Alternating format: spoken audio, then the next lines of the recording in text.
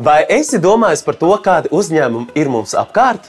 No kā iegādājies preces un pakalpojumus? Kas ir vidē draudzīga uzņēmējdarbība? Kā veidot ilgtspējīgu un vidē draudzīgu uzņēmumu?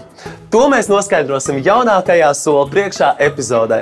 Šodien esmu ieradies Pūrē. Kāds tam ir iemesls? Dosimies noskaidrot. Labdien! Labdien, Kaspar! Šobrīd mēs esam Pūrē, kas ir viens no dārziem, objektiem mūsu projektam, kurā mēs pētam tālspējas tehnoloģijas. Un šodien kopā ar mani ir mani kolēģi, kuri noteikti pastāstīs vairāk par šī projekta aktivitātēm. Čau, čau, čau!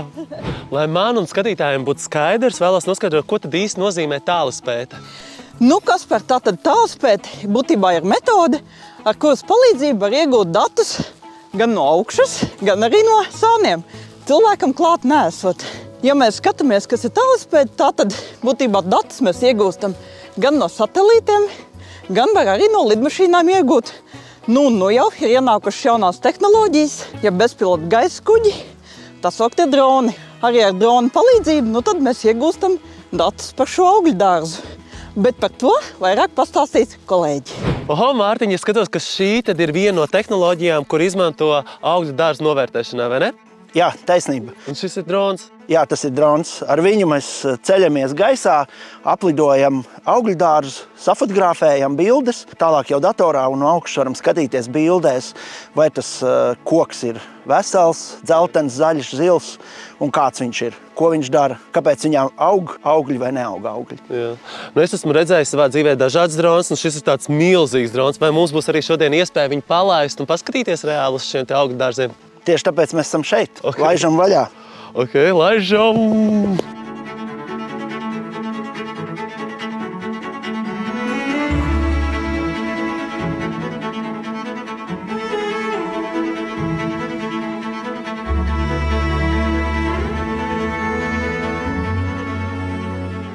Es gribētu noskaidrot, kādas priekšrocības sniedz šīs tālspējas tehnoloģijas. Tās priekšrocības ir tādas, ka mēs jebko vai gandrīz jebko, kas notiek šeit uz zemes, varam redzēt attālināt un mums klāt tur nesot. Tā pašā laikā klasiskā mērniecība vai ģeodēzija nekur nav pazudusi. Un šīs tehnoloģijas viena otru ļoti labi papildina. Un raugi, šeit arī pie šī projekta mums ir ierīkot ģeodēziskais punkts, kam ir dotas koordinātas. Mums ir gan X, gan Y, kā tas ir ģeometrijā vai ģeodēzijā un arī augstums. Veicot šīs tālspējas tehnoloģija vai drona filmēšanas ir vairāk materiāli, viens materiāls, otrs materiāls, trešais materiāls, ceturtais. Un pielietojot šo koordinātu vai šādu punktu, šeit ir vairāki, šos attēlus mēs varam vienu uz otru precīzi savietot. Sapratu, jā. Un ja viņi ir precīzi savietot, mums katra ābelīte ir savā vietā visos attēlos vienlaikus. Tā pašā laikā tas ir skaidri sasniedzami un domāju, ka turpmāk nākotnē ne pārāk lielām naudiņām tādu varēs ierīkot arī mūsu augļkopi savos augļu dārzos, lai iegūt pēc iespējas labāku ražu. Es esmu dzirdējis, ka šādus punktus sauc par reperiem. Tuvīni, raugi, viņi nemiksē plates, viņi nav reperi, viņš ir repers. Tad ir repers. Šis punkts, dāmas un kungi, ir repers. Kā šīs tehnoloģijas ietekmē dārza ilgtspējību? Raugi, Kaspar, vārds ilgtspēja nepārāk sen ir parādījies mūsu valodā, sarunu valodā un tā tālāk un tā joprojām. Tātad šīs tehnoloģijas mums dod to, ka mēs varam veikt šo dārzu filmēšanu šomēnes, pēc mēneša, pēc 2, pēc 3, tad, kad ir attiecīgie laika apstākļi. Tālāk mēs no šiem materiāliem, no šiem datiem varam iegūt rezultātu, ko varam analizēt un pētīt, kā attīstās šis dārzs.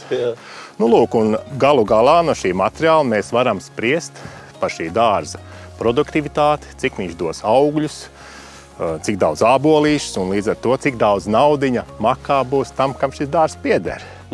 Ar droniem mēs varam ļoti operatīvi noteikt, kurā vietiņā dārzā ir kāda slimība, kur kukainis, vai kur iemaldies mežzvērs, ko ir apskādējis, kas ir grūti mums ejot pa dārzu un šādi mūsu atsaukstumā skatoties. Nu jā, jo arī, ja pieņemsim, man būtu jāizstaigā viss šis augļu dārzs, cik tas stundas man paņēmtu. Bet ir forši no augšas nofotografē, un tad tu analizējot šos datus, iegūst šo vērtīgo informāciju, vai ne? Viennozīmīgi, un šī projekta ietvarās tas tiek arī pētīts un tālāk izdarīt secinājumi. Nu, viens no tiem jau ir viennozīmīgi, ka šie pētījumi ir jāturpina, jāskat, kāds ir rezultāts un jāanalizē, un lai būtu tas lielāks ieguldījums tiem, kas ar augļu dārziem, ar augļkopību nodarbojas mūsu valstī. Jolanta, es gribētu noskaidrot, kur vēl šīs tehnoloģijas izmanto? Šīs tehnoloģijas patiesībā jau mūsdienās ir mērnieka labākais draugs. Jo mēs šīs tehnoloģijas varam izmantot, lai paceļot dronu, tāpat kā šeit, augļu dārzos, tikai, teiksim, citos objektos kā ceļi, nofotografētu, datorā kopā skaisti saliktu un izzīmētu šo situāciju, kāda viņi ir. Šādā veidā mēs varam ietaupīt mērnieka darba laiku ārā. Jā, teiksim, gara ceļa filmēšana mums aizņem 2 stundas. Mērnieks 4 stundās datus apstrādā, un plāniņš, kāds mums ir nepieciešams, ir gatavs 6 stundās. Jā, mērniekam tas būtu jāiet tikai un vienīgi ar kājām mērot, tur būtu vairākas dienas. Tā kā mūsdienu tehnoloģijas, ir īpaši šīs, arvien straujāk nāk iekšā mērniecības nozarē. Varbūt tu vari ieskicēt, kāda ir tā potenciālā attīstība šai jomai? Katru gadu tehnoloģijas arvien vairāk attīstās. Līdz ar to viņas aizvien vairāk un vairāk ienāks mūsu ikdienā. Un es domāju, ka potenciāls jaunākajām tehnoloģijām ir ļoti, ļoti liels. Ne tikai šādu veidu darbiņos, bet arī pavisam citādākos. Super. Paldies. Šodien ir lielisks pierādījums tam, ka tehnoloģijas pārņem ne tikai mūsu privātās dzīves, bet pārņem arī augļu dārzus. Nu tad tā, draugi, būsim soli priekšā? Jau esam!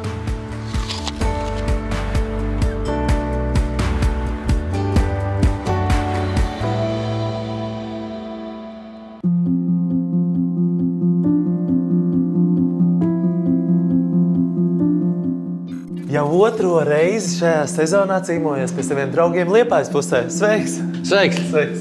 Prieks redzēt tevi mūsu uzņēmumā Liepājas RAS reģiona atkrituma apsaimniekošanas centrā, kur mēs nodarbojamies gan ar vides apziņas veidošanu, mācām, kā domāt zaļi, kā darīt zaļi, vides izglītība, atkritumu šķirošana, pārstrāde, atgriešana tautsaimniecībā. Tie visi ir mūsu darbības virzieni, par kuriem mēs te varam stāstīt un stāstīsim. Par mūsu darbošanās ilgtspējas jomā un to, ko mēs esam sasnieguši, te var redzēt mūsu ordeņus jau, kurus mēs jau daudzus gadus esam pelnījuši, sākot no bronzas līdz platīnam. Bet vairāk par ilgtspējas indeksu, par to, ko mēs darām šī jomā, pastāstīs man kolēģi Ines.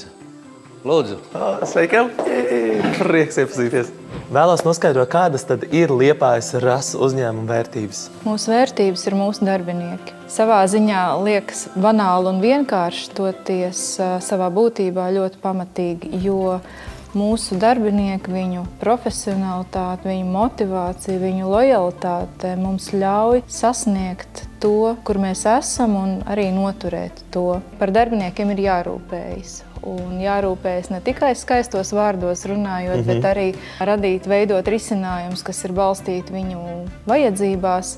Pieņemsim, ģimenēm ar bērniem, vecākiem dot iespēju dažādiem papildus atvaļinājumiem, dažādām brīvdienām, iesaistīt mūsu darbiniekus un viņu ģimenes mūsu projektos, mūsu iniciatīvās, piemēram, kā pasākums mūsu bērnu darbā, kur reizi gadā vasarā sabrauc gan darbinieku bērni, gan mazbērni. Mēs kopā stādam ābeles un ogulājus, un pēc dažiem gadiem mēs novācam pilnas grozes ar āboliem. Un tā ir ilgtspēja. Es skatos, ka jūs arī tādi fiziski aktīvi. Pamanīju tāfelītēm soļus jūs skaitat un esat izveidojuši komandas. Tas arī man liekas ļoti interesanti. Varbūt varat nedaudz pastāstīt par to projektu. Šis ir nebijis projekts. Pirmo reizi uzņēmumu jau 23 gadu vēsturē, ka mēs vēlamies vēl vairāk saliedēt, vēl vairāk samiksēt mūsu kolēģis, jo zināms, ka darbinieku dažādība un izpratni par darbinieku dažādību arī ir ļoti vērtīgs veids, instruments, kā strādāt labāk, kā kopā arī sadarboties, dzīvot labāk. Un šogad izlēmām pusgadu garumā pietiekami ilgs laiks, lai nostiprinātu paradumus, lai saprastu, kā savstarpēji var sadarboties, samiksējot kolēģus izvēles kārtībā 9 komandas cīnās par to, kura būs nostaigājusi pusgadu garumā lielāko attālumu. Tik forši, ka jūs rūpējaties arī šādā veidā par veselību. Ko jums nozīmē korporatīvā atbildība? Korporatīvā atbildība mūsu uzņēmumā ir veids, kā mēs darām noteiktas lietas, kā mēs skatāmies uz noteiktām lietām. Tie ir mūsu darbinieki, skatīties plašāk, nevis tikai tik, cik likums prasa. Tā ir apkārtējā vide, tieši tāpat, skatīties plašāk, domāt vairāk, darīt vairāk. Tā ir vietējā kopiena, iedzīvotāji iesaist mūsu vides izglītības centieni un piedāvājums, ko mēs nodrošinām ikvienam. Mūsu reģionu, es pat teiktu Latvijas un sabiedrības iedzīvotāji, jo īpaši, pieņemsim, muzeja naktī, kur piedāvājam iespējams autentiskākā muzeja apmeklējumu, kur viens no tādiem vērtīgākiem eksponātiem ir Jāņa Beltas glezna, kas tika atrasta šeit pat atkritumu kalnā restaurēta, un šovasar pat pabija Mazirbē sava autora mājās. Tādēļ nenovērtēto lietu muzejs ir vēl viens labs iemesls, lai iegrieztos Liepājas rasi. Nenovērtēto lietu muzejs izklausās ļoti interesanti. Vai man arī būs iespēja aplūkot to? Jā, protams, dodamies. Dodamies.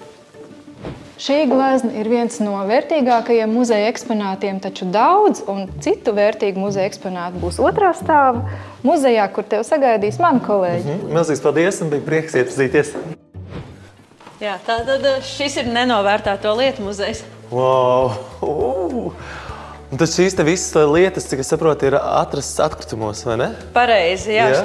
Šī darbinieka iniciatīva, laika gaitā vienkārši cilvēki šeit ievēroja to, ka tiek izmestas labas un neparastas un interesantas lietas. Un radās tā doma, ka šīs vēsturiskās vērtības varētu saglabāt, lai arī citi redz un arī aizdomātos par to, ko mēs izmetam ārā. Es skatos, ka šī te rotaļlieta man arī kādreiz ir bijusi. Un es nezinu, kur viņi ir pazudus, varbūt viņi ir nonākuši šeit, kas to zina. Jā, bet ļoti interesanti. Un tad varbūt pastāst, kur ir tā pati pirmā lieta, kas vispār visu šo te muzeju aizsāk. Pirmā lieta būs šī lāde, kas mums ir parādījusies šeit. Gan drīz traktors pārbrauc pāri tajā lādē, bet darbinieki to ievēroja un apturēja traktoru un atved uz muzeju. Bet tad īsto muzejs nebija, bet tā viņš laika gaitā radās, jo mēs šādas lietas šeit turpinājām vākt. Tad saprotu, ka šī ir tā pirmā lieta, varbūt tu vari atklāt, kur tad ir tā pēdējā atrastā lieta. Pēdējā lieta ir šeit, tas ir matu fēns. Tāds aizvēsturiskais matu fēns. Es domāju, vismaz 50 gadi. Man tā vismaz šķiet. Wow. Man ļoti interesē, cik gadu laikā šīs te visas lietas tika savāktas šeit. Tātad šis muzejs pastāv kopš 2013. gada, līdz ar to vairāk kā 10 gadu laikā. Un uz muzeju var nākt pilnīgi viens? Jā, jo muzeja apmeklējums ir bez maksas, par to nav jāmaksā, bet ir iespēja cilvēkiem atstāt ziedojumu Centram Marta, ar ko mēs sadarbojamies. Centrs Marta strādā ar sievietēm, kas cietuši no vardarbības, un mēs vēlamies šo iniciatīvu atbalstīt ar muzeju. Cik jauki. Super. Varbūt ir kaut kādas lietas šeit, kuras ir tāds ļoti interesants un kuras tev pašai patīk vai kuras ļoti uzrunā. Piemēram, šīs kurpes, ražotas Liepājā. Tas iekšā pat rakstīts. Jauns. Kurš tāds met ārā? Kurš tos met ārā? Šie jautājumi mums galvā ir ļoti bieži. Jā, šis ir interesanti. Es skatos, man ļoti interesanti liekas, kurš met ārā trofejas, pieņemsim. Paskaties, kur te ir Jēkaba Kross 2015. gads pirmā vieta 5. grupā. Un vēl cilvēki tādas lietas met ārā, interesanti. Jā, jo tas liekas diezgan neparasti. Mēs katrs ejam uz saviem sasniegumiem un pat tādas lietas izmet. Jā, un plašu atskaņotās. Un es jau pamanīju, kaut kur bija arī rekur platas. Wow, telefons. Šis gan stilīgs telefons. Paskatieties, caurspīdīgs. Tu var redzēt visu iekšā. Varbūt viņš ir saplīs, un tāpēc varbūt cilvēks izmet. Bet vienmēr jau var salabot. Halo, halo. Es jūs nedzirdu. Halo. Okay. Kā tev šķiet, kas ir šis? Kāds masieris? Vai kas tas ir? Jā, tas ir masāžas aparāts.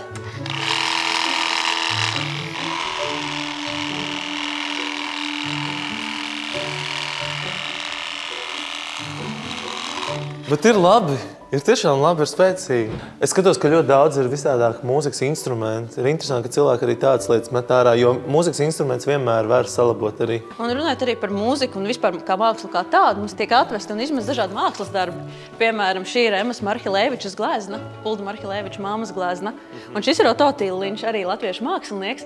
Un tomēr šīs lietas ir nav pie sienas mājās kādam, bet tikuši izmests. Nu, tagad viņas ir šeit. Un izsolēs tādas lietas, mīļie. Cik tās maksā? Īstenībā diezgan padārgi. Wow. Nē, esmu vienkārši ļoti liels Emīlijas Beņģamīnas fans, un kur ir atpūtas viņas laikraksts, ar ko viņa palika ļoti populāri, jo tur parādījās pirmās ilustrācijas.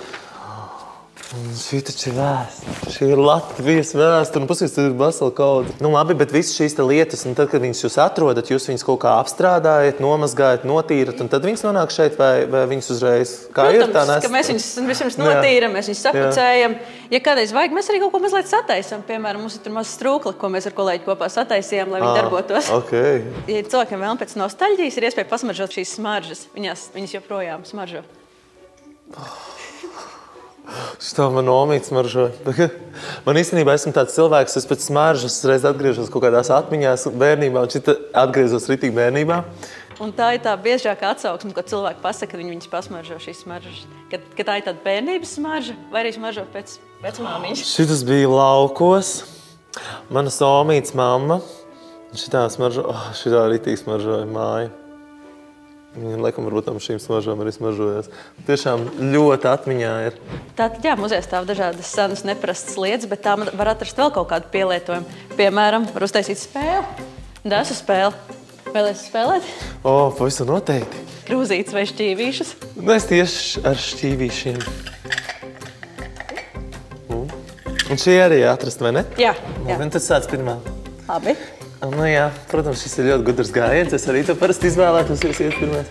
Labi.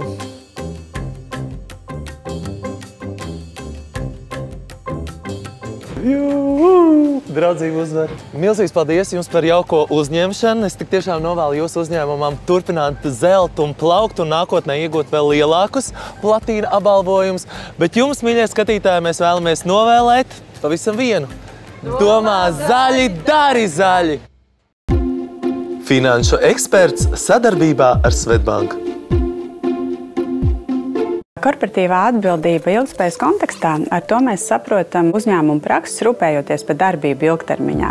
Tā skaitā par ieinteresētajām pusēm, kas ir darbinieki, klienti, piegādātāji, investori un vide kā tāds vispārējais interešu objekts. Dažādas aptaujas parāda, ka darbiniekus motivē jēgpilns darba saturs un iespēja strādāt saskaņā ar savām vērtībām. Savukārt klienti, izvēloties piegādātājus, arvien vairāk pievērš uzmanību praksēm pret korupcijas vai nodokļu jomā, tāpat atbildībai pret vidi. Ieteikums ir apzināties, kur uzņēmuma ietekme ir vislielākā un kur ir visliederīgāk fokusēties. Dažiem uzņēmumiem tā var būt izmantoto telpu energoefektivitāte, citiem atkritumu samazināšana. Tāds pārnozaru ieteikums ir jau laikus rūpēties par savu darbinieku pārkvalifikāciju gadījumā, ja kādas amata lomas varētu tikt automatizētas, lai mēs kādu sabiedrības daļu neatstājam kaut kur ārpusē. Par Svetbanku. Mūsu gadījumā ir jāatzīst, ka mazāka ir ietekme no pašu operācijām. Daudz būtiskāk ir mazināt siltumnīca efektu gāžu emisijas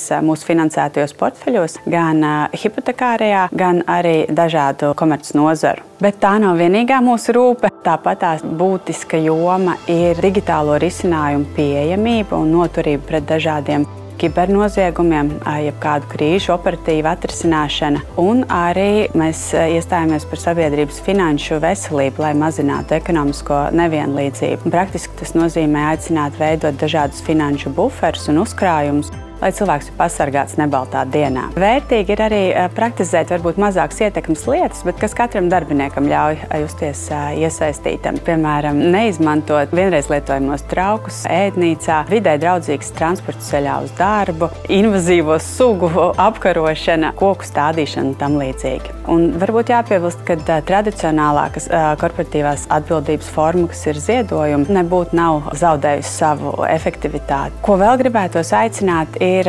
neklusēt, dalīties savām labajām praksēm, jo tā nav lielīšanās, tas ir, es domāju, piemērs, kas tikai var vairot pozitīvo ietekmi.